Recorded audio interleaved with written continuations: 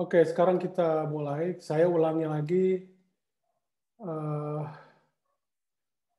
yang kemarin ya.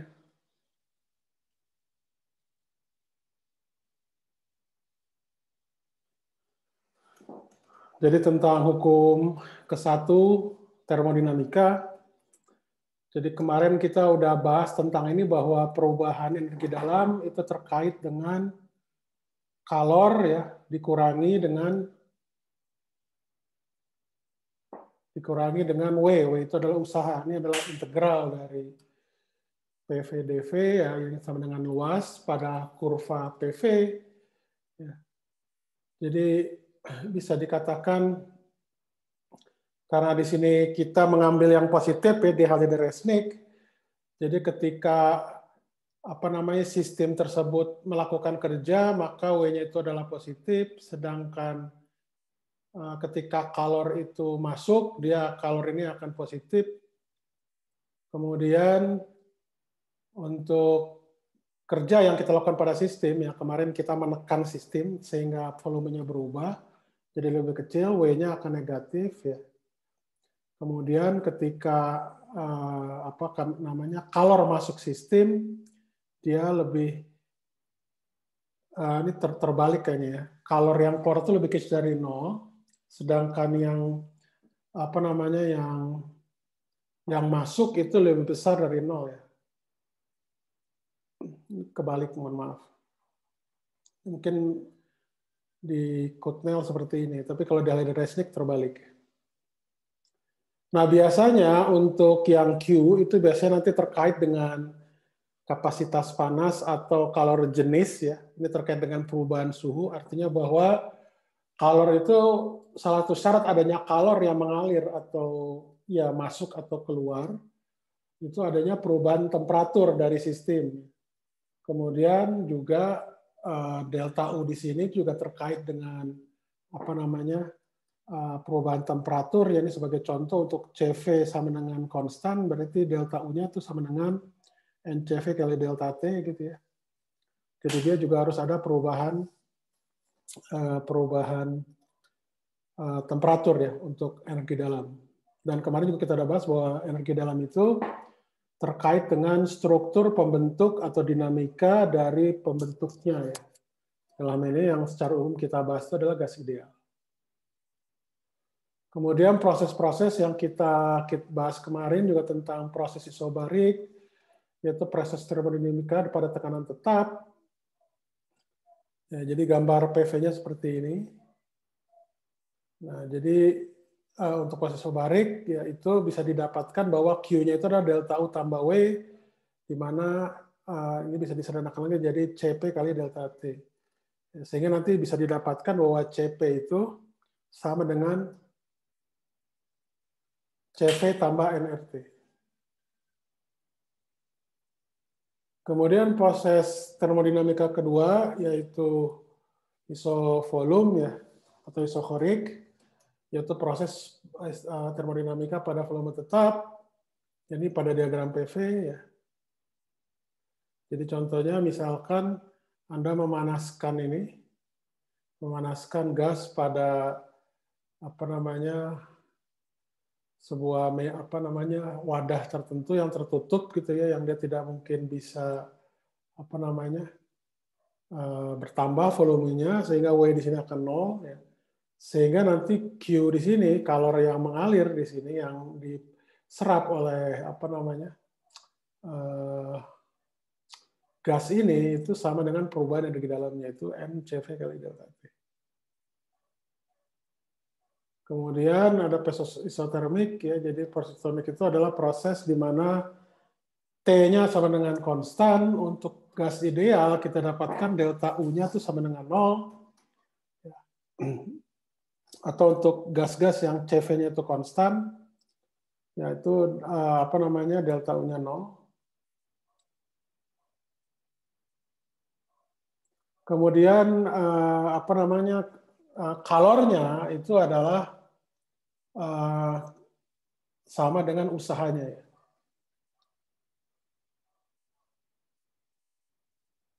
Jadi untuk menjaga membuat proses isotermal ini sangat sulit ya.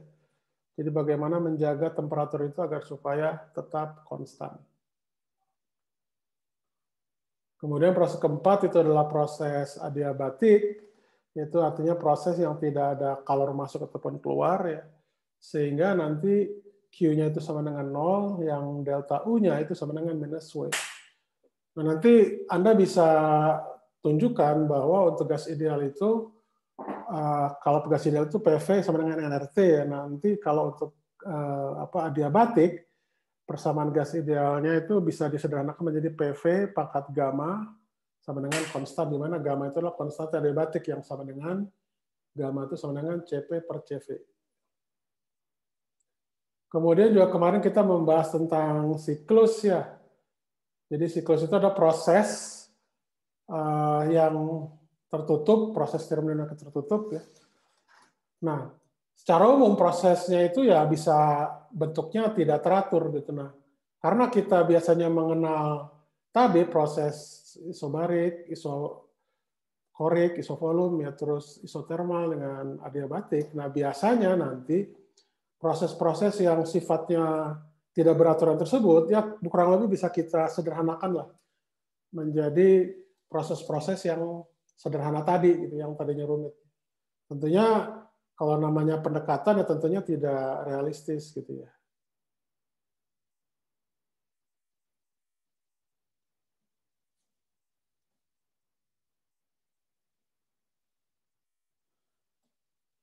Nah, ini contohnya misalkan untuk proses gabungan antara proses isobarik dan isovolum misalkan, ya, dari A ke B, C, D ke A gitu ya. Ini kalau Anda lihat, ini kan temperaturnya pada awalnya sama, berakhir pada yang sama, kan? Sehingga delta U-nya sudah pasti 0. Sedangkan usahanya itu adalah luas yang diapit oleh kurva ini. Kurva ABCDA. Jadi Q-nya sama dengan W. Hal yang sama juga terjadi ketika saya ambilnya bukan ABCDA, tapi ACDA. Itu juga akan saya dapatkan hasil yang sama. Delta U-nya sama dengan 0, dengan Q-nya itu sama dengan W. Jadi memang W di sini itu sangat bergantung pada lintasan yang diambil. Jadi dia itu tertutup juga belum tentu sama, ya. Ini cuma untuk contoh ketika dia ininya sama. Nah, yang disebut nama efisiensi siklus itu adalah W engine atau W mesin dibagi dengan kalor masuk. Jadi ini kalor masuk dikurang ini, ya. Kalor yang keluar dibagi dengan kalor masuk. Jadi sebelum ke sini, saya mau tunjukkan sesuatu dulu.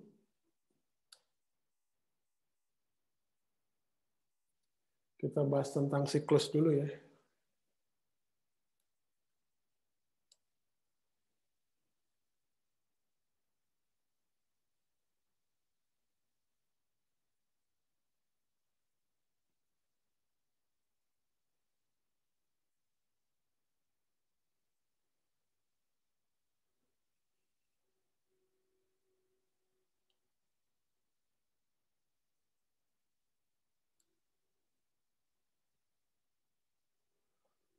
Oke, ini terlihat ya? Halo, terlihat? Terlihat, Pak. Terlihat, Pak. Oke. Tentang heat engines dan mesin panas dan hukum kedua termodinamika. Tapi kita nanti akan bahasnya yang mesin dulu, ya. Jadi mungkin untuk yang hukum kedua termodinamikanya memang nanti terkait efisiensi, tapi nanti akan kita bahas detail mungkin Senin depan, ya. Jadi kita fokuskan ke siklus dulu. Jadi kita tahu bahwa namanya mesin dalam kehidupan sehari-hari, ya, itu bisa kita modelkan, ya, dengan sistem termodinamika gitu, ya. Tentunya mesin itu lebih rumit, ya, tapi intinya kita bisa sederhanakan, ya. Jadi model termodinamika itu seperti ini. Jadi biasanya untuk mesin panas, ya, itu dia biasanya menyerap kalor. Ini biasanya Anda bayangkan mesin yang suhunya sangat tinggi, seperti misalkan mesin pembakar gitu, ya, pembakaran mesin diesel atau bensin gitu, ya. Itu bisa kalor panas gitu, ya. Kalor buangan itu biasanya nanti kalau di mesin itu terkait dengan knalpot ya, kalau di mobil ya, atau di motor ya, itu buangannya ya. Jadi biasanya kalau Anda lihat, Anda bisa ukur bahwa untuk di mesin inti yang di depan mobil itu sangat panas biasanya ketika mesin itu dinyalakan, tapi kalau untuk yang buangan itu bisa lebih kecil gitu. Nah, jadi selisih antara kalor masuk dengan kalor yang keluar itu adalah kerja yang dihasilkan oleh mesin. Gitu. Jadi mesin itu contohnya ya secara umum aja, misalkan seperti mesin lokomotif gitu ya. Ini bisa kita katakan mesin lokomotif. Nah, cuma tentunya bentuk prosesnya seperti apa mesin itu ya bergantung pada pemodelan yang kita pakai. Gitu. Tapi kalau realitasnya umumnya mesin itu menggambarkan siklus tertutup. Tapi siklus tertutup di sini dia umum ya, umum. Dan kita biasanya di pemodelan itu yang yang pendekatan gitu ya. Jadi ini sebagai contoh misalkan ini adalah diagram PV, ini adalah siklus ya, siklus dalam diagram PV. Nah kalau Anda lihat di sini, kalau Anda bandingkan dengan tadi model-model proses-proses di gas ideal gitu, rasanya untuk proses seperti ini nggak akan bisa kita dapatkan secara eksak ya, karena ini kan bentuknya gimana ini kita bisa bentuk kita dekati dengan isobarik, isokorik, isotermal gitu ataupun adiabatik ya. Susah kan ini kalau bentuk seperti ini. Nah, makanya nanti biasanya kita pakai perkiraan gitu ya. Tentunya nanti yang akan kita bahas itu nanti biasanya yang sederhana dulu, yang siklus-siklus terkenal gitu ya. Nah, jadi seperti tadi saya bilang, kerja yang dihasilkan oleh mesin itu adalah harga dari mutlak dari kalor yang masuk dikurangi dengan harga mutlak kalor yang keluar. Nah, dalam mesin kalor atau mesin panas, mesin kalor lah ya. Jadi dia adalah mesin yang menghasilkan usaha dengan membuang kalor dingin. Ya, jadi efisiensi itu adalah usaha yang dihasilkan oleh mesin dibagi dengan harga mutlak dari kalor yang panas gitu ya. Jadi kalau dari rumus 221 kita masukkan ke sini itu didapatkan efisiensi mesin itu adalah 1 kurang harga mutlak kalor dingin dibagi dengan harga mutlak kalor yang panas. Nah ini sebagai contoh misalkan sebuah mesin itu mentransfer energi dari 2 kali 10 pangkat 3 atau 2000 joule ya, energi dari reservoir panas. Reservoir itu ya lingkungan yang panas ya, selama siklus dan memindahkan 1,5 atau 1.500 joule sebagai keluaran pada reservoir dingin ya, kepada lingkungan dingin. Itu yang ditanyakan efisiensi dari mesin ya. Jadi di sini kita langsung masukkan saja.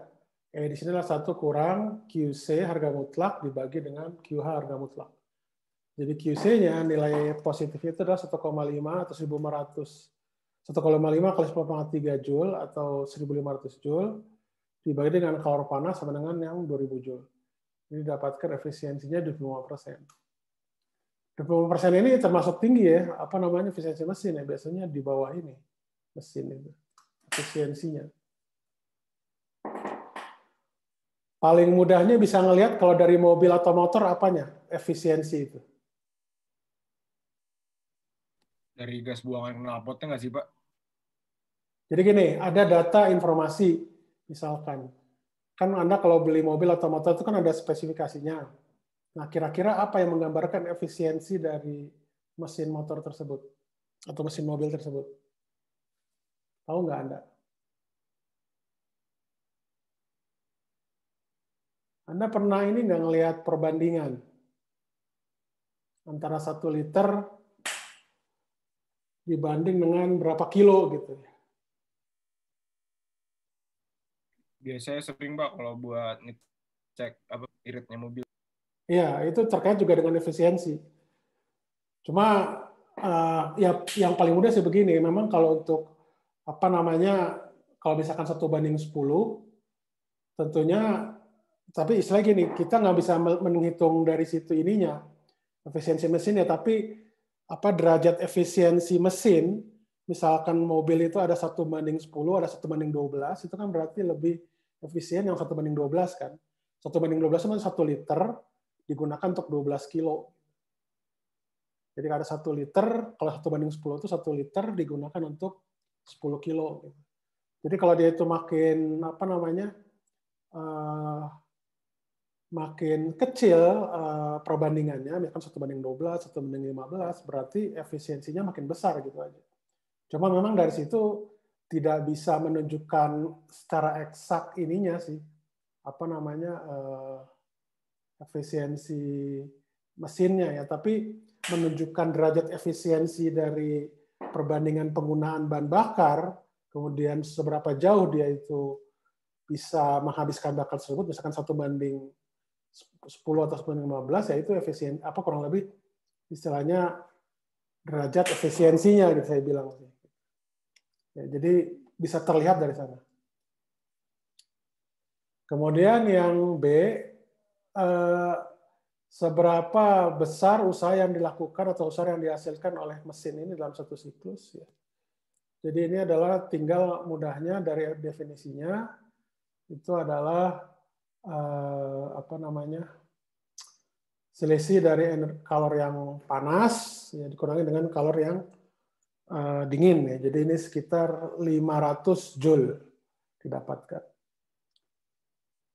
Kemudian bagaimana jika seandainya kamu diminta untuk menghitung apa namanya daya keluaran dari engine ini, dari mesin ini, apa namanya, apakah kita punya informasi yang cukup untuk pertanyaan ini? Nah, jadi misalkan di sini kalau dia itu cuma data-data di atas itu tidak cukup ya. Jadi kita perlu ada yang disebut namanya kecepatan apa namanya nih, kerja mesin itu 2000 RPM itu revolution per menit ya. Intinya adalah artinya revolution itu satu putaran apa namanya roda di mesin ya, gitu ya, RPM itu. Jadi ini bisa dinyatakan karena ini adalah per menit ya. Jadi apa nih frekuensi berarti kan periodenya itu 1/2000 ya menit. Nah, tinggal kalikan 1 menit dibagi 60 detik ya. Jadi ini jadi apa daya keluarannya itu adalah usaha oleh mesin dibagi dengan periodenya. Jadi periodenya itu dari RPM ya.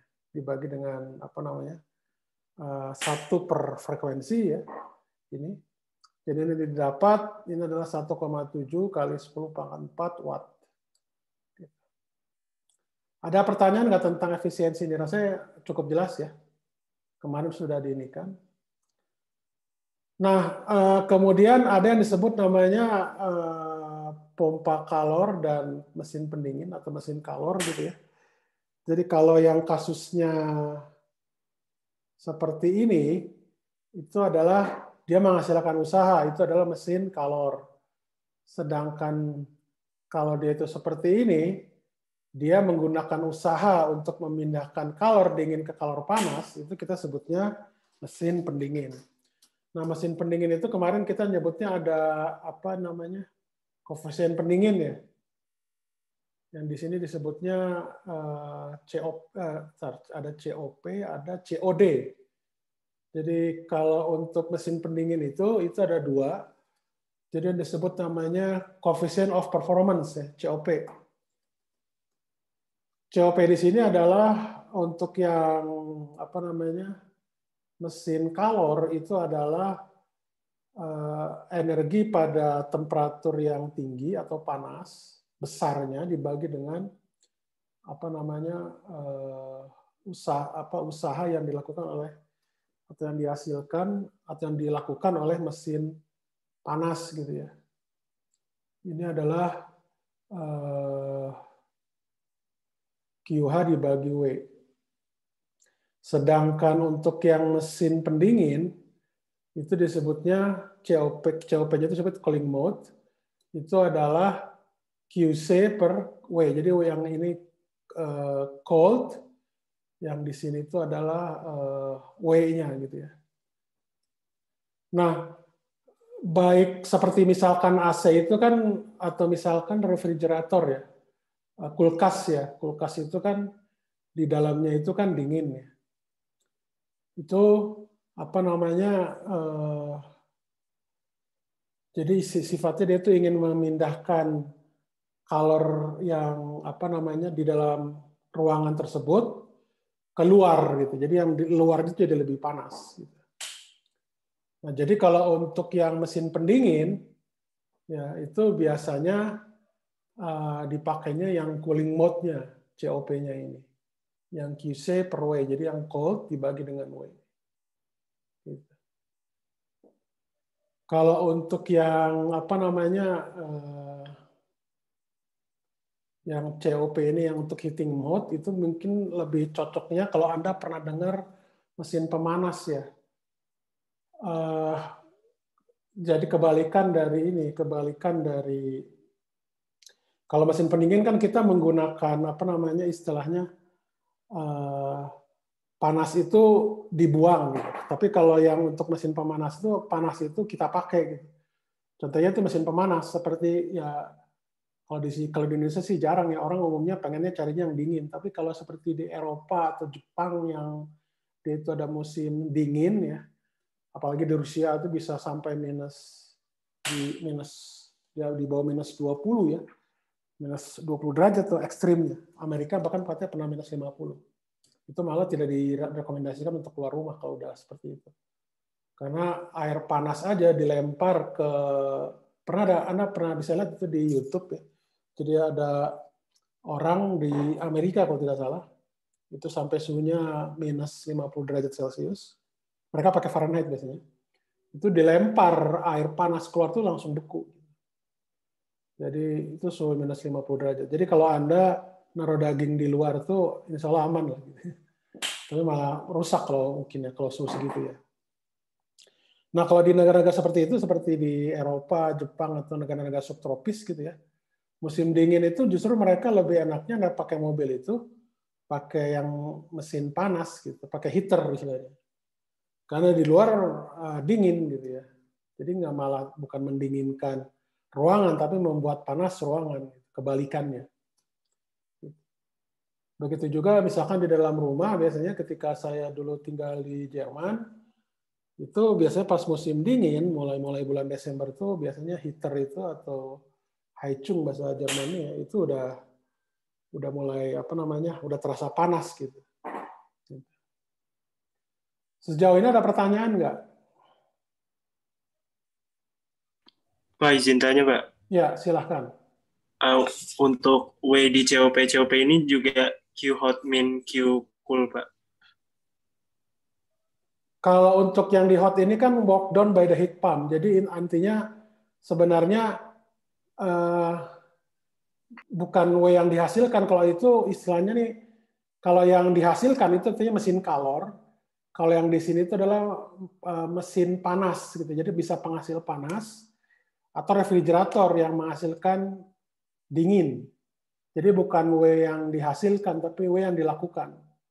Oh, jadi W-nya dari luar gitu? Ya, ya. Jadi istilahnya begini, kalau yang di mesin AC itu kan kita membuang apa namanya kalor di ruangan, artinya kalor yang lebih dingin lah gitu ya, yang mesin pendingin ya, itu apa namanya di ruangan dibuang keluar kan, kita pakai usaha gitu, usaha apa namanya membuang kalor untuk yang AC. Ini juga W-nya kan usaha yang kita lakukan.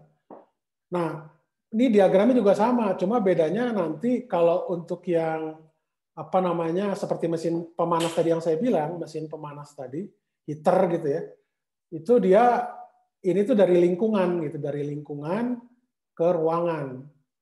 Jadi ke mobil misalkan heater itu. Seperti itu.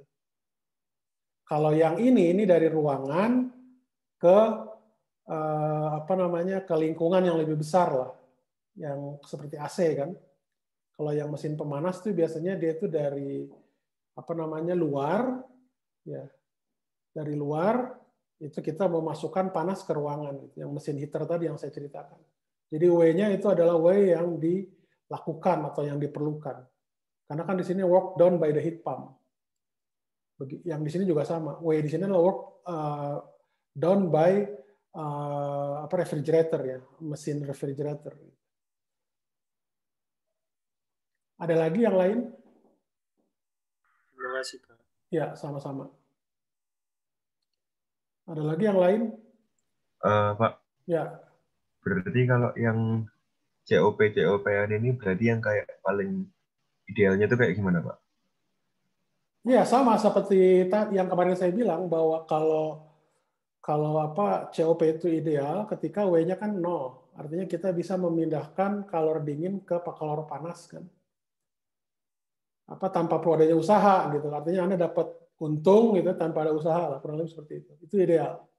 Artinya kalau W-nya itu sama dengan 0, berarti COP-nya baik yang heating mode maupun yang cooling mode itu sama-sama terhingga dia. Karena kita tidak perlu usaha gitu kan. Oh, Pak, berarti range-nya efisiensi itu kan 0 sampai 100%. Kalau range-nya COP ini 0 sampai infinity, Pak. Iya, 0 sampai infinity. Dia tidak boleh 0 sebenarnya sih. Kalau ini sih tidak boleh 0 ya. Di atas 0 lah pokoknya.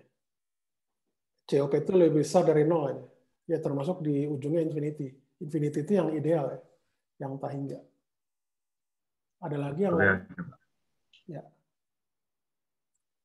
Ada lagi yang lain?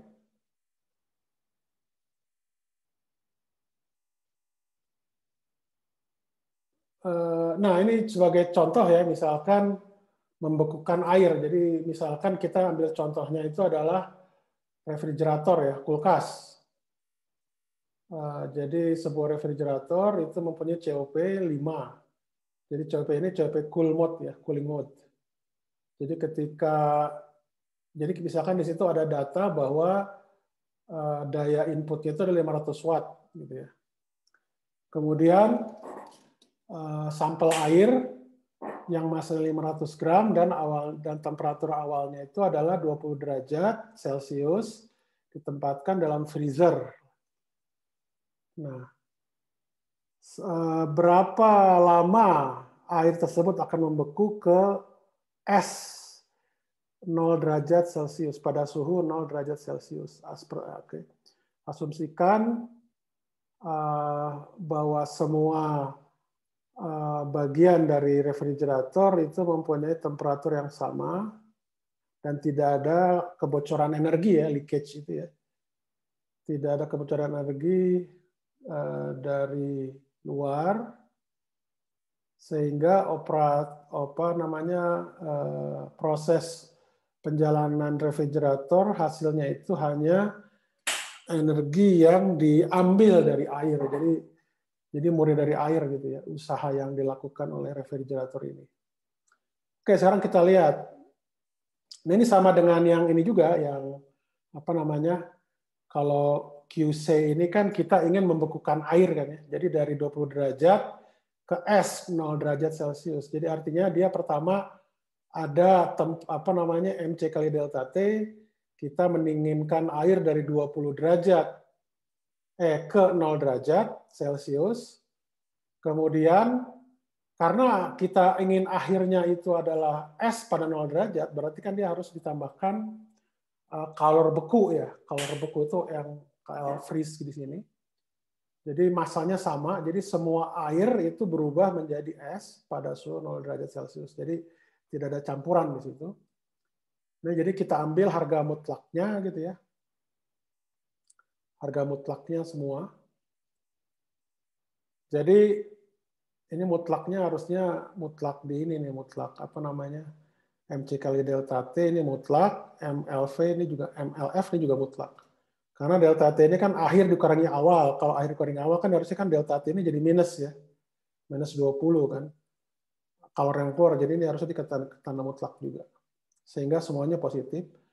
Nah, jadi kalau seperti itu, ini Anda dapatkan bahwa 0,5 kg kali 4186 Joule per kilogram itu adalah kalori jenis air, ya per derajat Celcius ya, per kalori jenis air, kemudian kali delta T ya, yang 20 derajat, kita ambil positifnya. Kemudian ini adalah kalor beku air ya. Jadi LF itu disebutnya kalor beku ya. Kalor beku air itu adalah M kali LF. Gitu.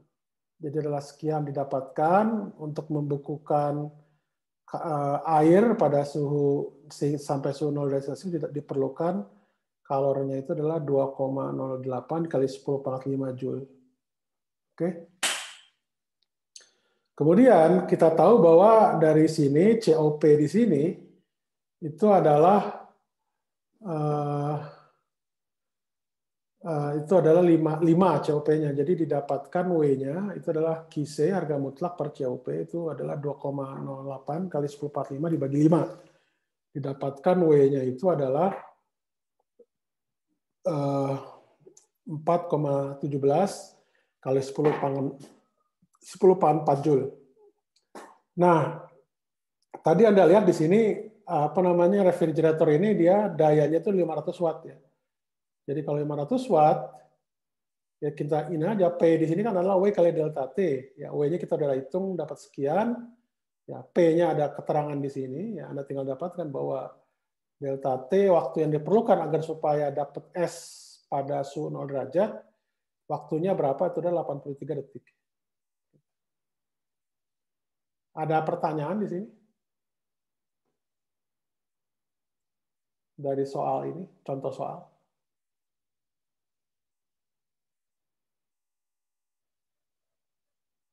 Tidak ada? Oke, kita lanjutkan. Ini nanti saya inikan dulu. Nah, terkait dengan kemarin kita juga ada sempat bahas ya tentang mesin Carnot ya. Jadi mesin Carnot itu sederhananya itu merupakan gabungan antara 2 isotermal dengan 2 adiabatik, gitu ya. Jadi istilahnya Carnot teorem sebenarnya ini bukan Carnot yang buat ya, tapi beberapa orang setelahnya itu menyebutkan teorema Carnot. Jadi teorema Carnot itu intinya adalah bahwa tidak ada mesin yang lebih efisien dibanding dengan mesin Carnot. Kenapa demikian? Ya karena seperti ini mesin Carnot kalau Anda lihat. Ya, ini contohnya ini adalah mesin Carnot. Ya, jadi yang A, B itu adalah isotermal, ini garis TH di sini. Kemudian yang CD itu juga isotermal, ini adalah TC di sini ya. Sedangkan dari BC dengan DA itu adalah adiabatik gitu ya. Jadi intinya kalau kita, jadi ini gambarannya seperti ini. Ya ini saya ceritakannya di sini. Jadi kalau saya memanaskan sebuah mesin, ya ini piston misalkan, mesin itu akan melakukan usaha karena ada kalor masuk. Ya, jadi karena dia itu isotermal di sini, jadi dijaga agar supaya suhunya itu tetap, maka yang paling mudah adalah karena T-nya itu konstan atau delta T-nya sama dengan 0. Jadi yang berubah itu adalah volumenya ya. Jadi volumenya itu terkait dengan usaha. Jadi QH di sini itu terkait dengan QH di sini sama dengan W ya. W-nya sama dengan ya integral PDV ya, karena dia ada perubahan volume gitu ya. Dari A ke B. Kemudian dari B ke C ini dibuat adiabatik, jadi tidak ada lagi kalor yang masuk ya. Jadi tidak ada kalor yang masuk, nah berarti dia tetap ekspansi kan, tapi ekspansinya itu terkait dengan delta U ya, delta U dari ini. Delta U dari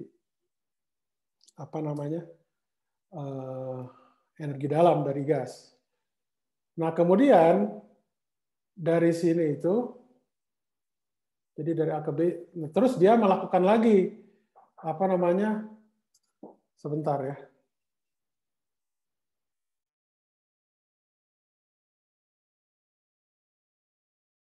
Oke, jadi dari sini nanti dari B ke C, nah dia itu kemudian kita apa namanya rubah lagi dia, jadi istilahnya dia ekspansinya kita pertahankan apa namanya isotermal, tapi dengan volume yang apa namanya ya yang berubah jadi kecil, jadi dia kita apa istilahnya beri tekanan lah gitu ya, beri tekanan sehingga kalor itu keluar. Gitu. CD itu jadi isothermal compression kita nyebutnya. Kalau yang di sini disebutnya isothermal expansion. Nah kemudian dari sini nanti kita akan kembalikan ke keadaan semula, yaitu kita mempertahankan dia proses adiabatiknya dari DKA gitu. Jadi digambarkannya itu seperti ini.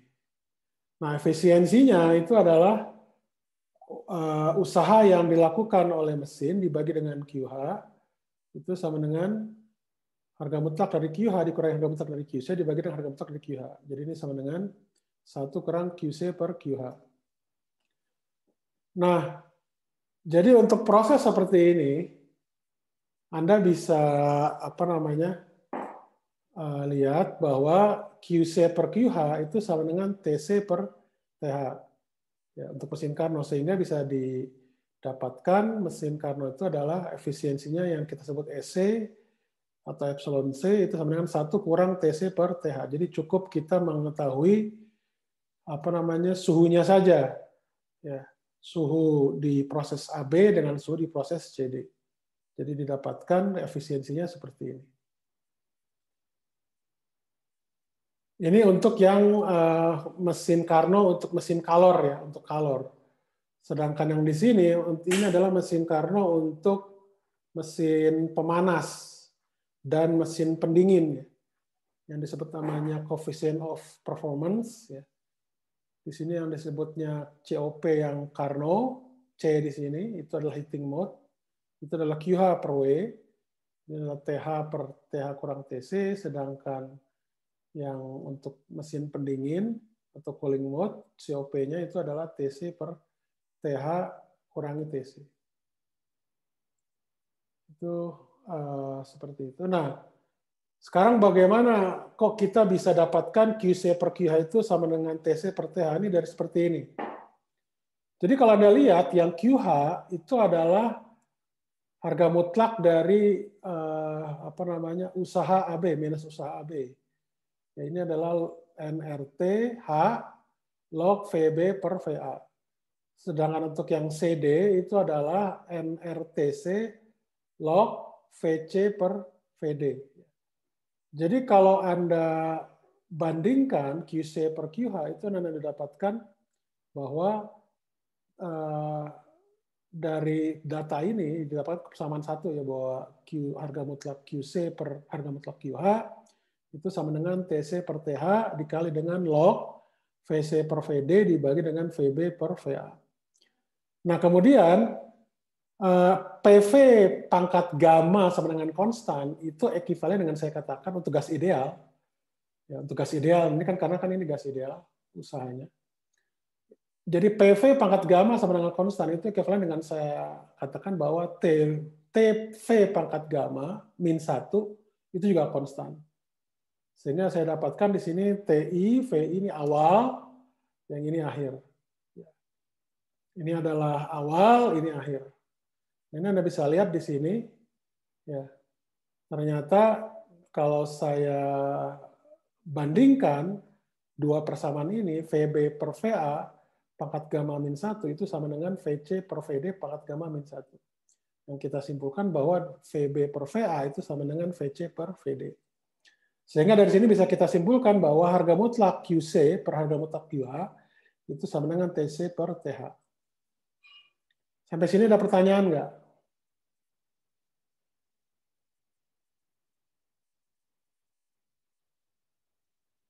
Ada pertanyaan? Cukup jelas ya, Anda bisa lakukan lagi nanti sendiri. Atau mungkin saya lanjutkan lagi aja ke mesin bensin, ya, gasolin itu mesin bensin dan mesin diesel. Diesel itu nama orang rasanya ya. Ya. Kalau mesin bensin itu biasanya kita nyebutnya mesin Otto ya. Mesin Otto. Keduanya ini adalah orang, kalau tidak salah orang Jerman ya. Otto dan diesel. Nah, jadi untuk namanya sih orang Jerman sih, Pak. Kenapa? Halo ya? Dari namanya sih orang Jerman. Dari namanya Pak.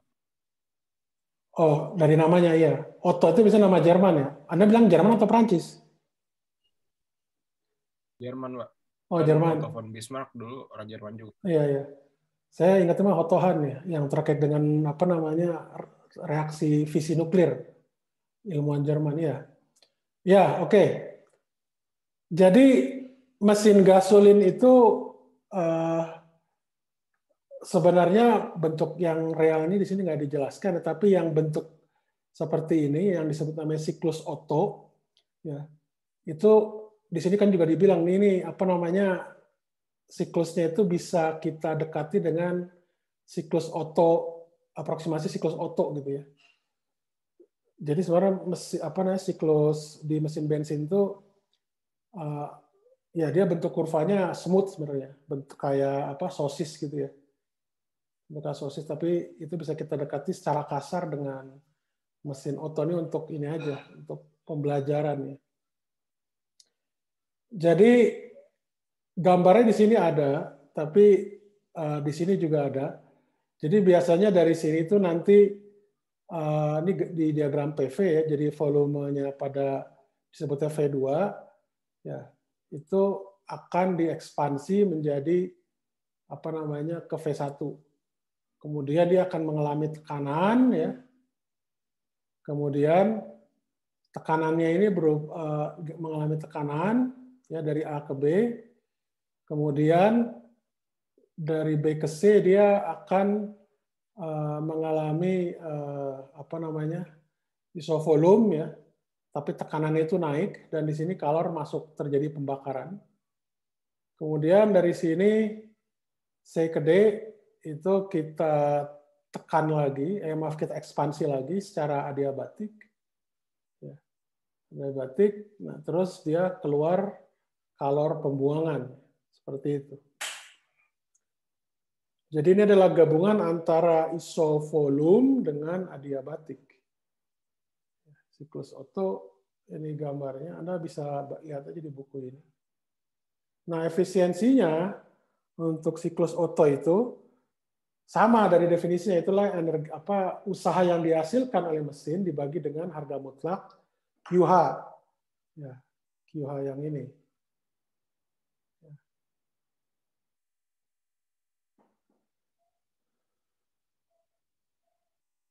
Ya, jadi yang dihasilkan oleh mesin itu adalah harga mutlak QH dikurangi QC dibagi dengan mutlak QH. Ya, nanti disederhanakan.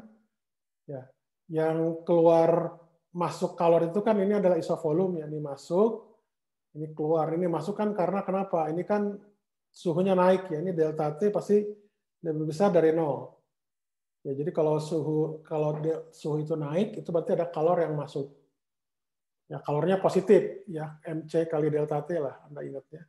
Kemudian ketika di sini kan kalornya keluar, kenapa? Karena suhunya menurun. Jadi ada delta T di sini, ada kalor yang keluar ya. Jadi makanya dia itu delta T-nya negatif. Jadi Q-nya juga pasti negatif ya. Dia keluar. Didapatkan ya, efisiensinya untuk mesin Otto itu mesin apa siklus Otto ya untuk mesin bensin itu seperti ini. V1 per V2 itu disebutnya rasio tekanan ya, compression ratio. Kalau compression bukannya biasanya buat volume ya, Pak? Kayak mesin bensin kan biasanya kompresinya 1:10, mesin diesel itu 1:20 gitu, Pak. Ya, memang untuk volume, di sini untuk volume. Ini cuma penamaan aja disebutnya konversi rasio perbandingan volume. Ya, tentunya nanti bisa juga kita buat dia pakai, kan karena ini gas ideal ya, lebih mudah kita ngitungnya. Anda bisa coba juga nanti perbandingan ininya aja, perbandingan tekanan juga bisa. Tidak masalah sih. Tapi kalau bahan bakar yang ada di mesin itu emang udah pasti gas ideal, Pak? Atau enggak? Ya enggak lah, secara umum enggak. Ini kan kita gas ideal itu untuk mudah ngitung, jadi Oh, iya. ya iyalah, Anda kalau menghitung real itu nanti Anda masuk mesin aja. Ya itu juga di mesin juga, setahu saya ya, sejauh yang saya tahu, itu juga pakai aproksimasi. Cuma aproksimasinya lebih halus, tidak sekasar yang kita pelajari di TPB, itu aja yang bisa saya bilang. Jadi kalau pendekatan, coba Anda cari di Google terkait dengan siklus mesin bensin ya. Bentuknya seingat saya itu seperti sosis deh. Nah, pendekatan siklus Otto ini kan termasuk kasar kan? Kenapa? Karena di sini itu tidak tepat garis lurus, tapi dia lengkung di sini. Di B ke C dengan D ke A itu kan lengkung dia. Jadi ini termasuk pendekatan yang kasar menurut saya. Untuk yang siklus Otto ya, terhadap pendekatan mesin bensin gitu. Nanti mungkin kalau untuk Anda kuliah di teknik mesin, mungkin ada lagi mungkin siklus-siklus yang lain ya. Bisa juga mungkin nanti digabungkan Otto dengan apa gitu ya. Sehingga nanti ininya jadi lebih bagus ininya. Perhitungan atau model siklusnya gitu. Ada lagi yang lain? Jadi yang semua kita ini kan, kita dapatkan ini itu semua pakai gas ideal. Kalau untuk yang realnya gimana ya? Real itu lebih susah karena gas real secara umum itu gas real secara umum itu belum tentu memenuhi persamaan keadaan. Lebih banyaknya sih dia tidak memenuhi persamaan keadaan. Karena kan namanya gas itu ketika berekspansi atau ditekan itu kan dia secara umum dia dinamik. Sedangkan persamaan gas ideal itu kan dia bersifat statik. Jadi sama halnya seperti analog seperti hukum pertama Newton tentang gerak. Jadi hukum pertama Newton tentang gerak kan dia disebut statis kan. Kalau nggak diam bergerak dengan kecepatan konstan. Nah, ini ada analogi kalau di termodinamika, kasus statik itu adalah ketika gas tersebut itu memenuhi persamaan keadaan. Yang PV sama dengan nRT untuk gas ideal. Ada lagi yang lain?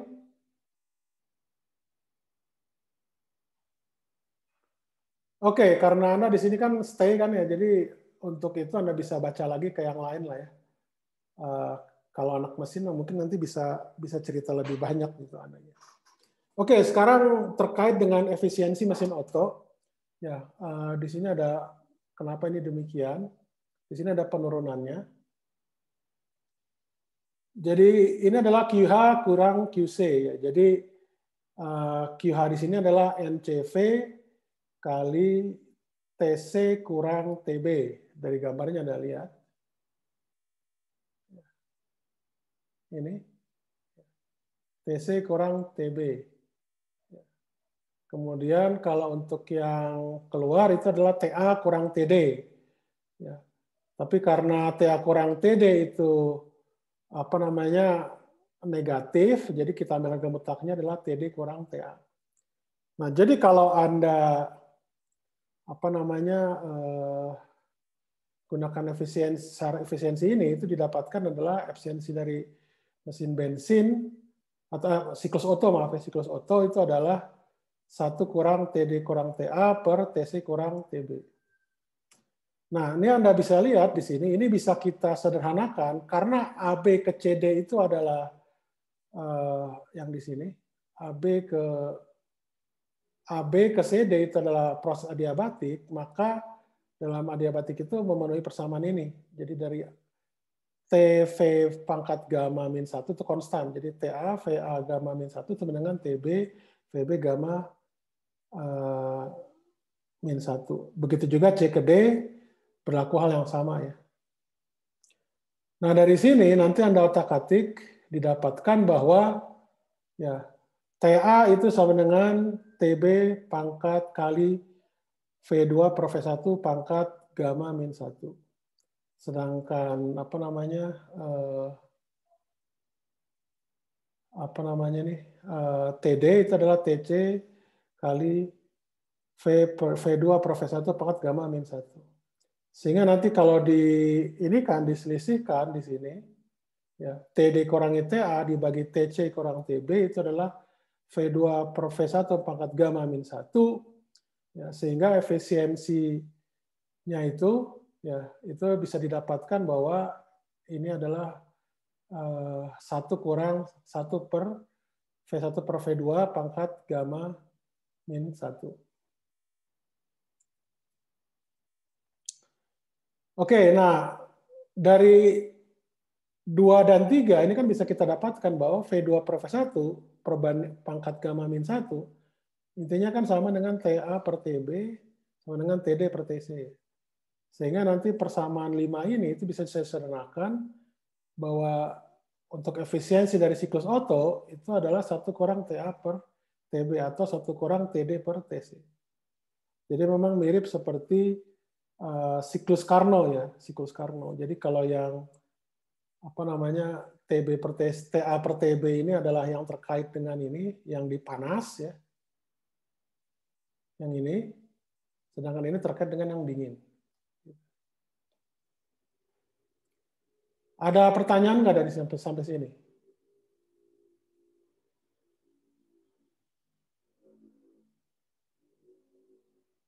Ada pertanyaan? Tidak ada. Oke, kita lanjutkan. Ini sekarang model dari mesin diesel ya. Mesin diesel. Jadi sekali lagi saya katakan mesin diesel itu tentunya apa ya namanya? Bentuknya sama, apa istilahnya seperti sosis juga. Ya. Bentuknya seperti sosis gitu. Anda bisa cari di Google guys seperti apa. Tapi dia bisa kita dekati dengan proses ini, proses apa namanya, proses diesel kita nyebutnya siklus diesel ya. Jadi ini ideal diesel, mesin ideal, siklus diesel ideal. Jadi dia dari tentunya sama seperti tadi, ada dari O ke sini dipompakan gitu terus.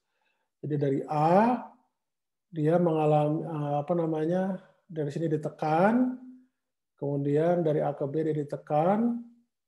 Ya, ini juga kita ambil dia A ke B itu adalah adiabatik. Kemudian dari B ke C itu adalah isobarik. Kemudian ini C ke D itu juga dia melakukan ekspansi ya, ekspansi adiabatik.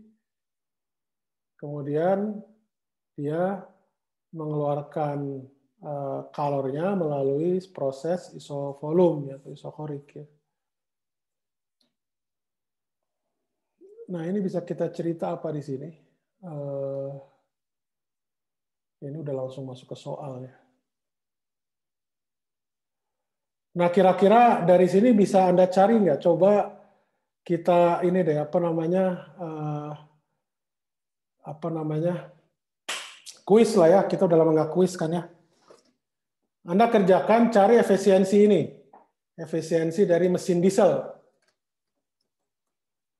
Kerjakan sampai 20 menit lah ya. Sampai jam 8.20, 25 menit lah. 8.20.